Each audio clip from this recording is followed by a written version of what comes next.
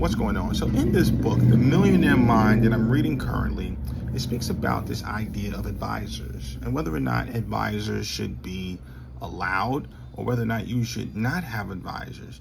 So very interesting. He talked about investment brokers and how they try to encourage people to invest other people's money in the stock market. Meanwhile, when you look at the stockbroker themselves or the investment brokers, oftentimes they're not putting their own cash into these investments. So now it begs the question, should you or I invest in that particular stock when in fact the broker don't want to invest his money in the stock?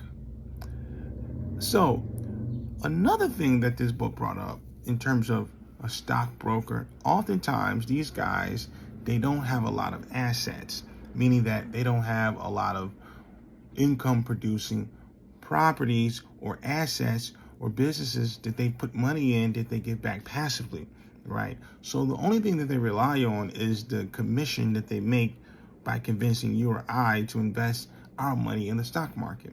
So because of that, oftentimes these guys tend to have a lot of debt, right? So they have a high debt, high income, but low assets. And so the very interesting part that was made here is that oftentimes it's hard to give great advice when you're faced with bankruptcy. And if you're stressed out and if you can't pay your bills, then how are you going to give advice to somebody else to do right by their investments when you haven't done right by your own investments? And so this is what the book drives in on and talks about with clarity. Anyway, till the next time, peace and love.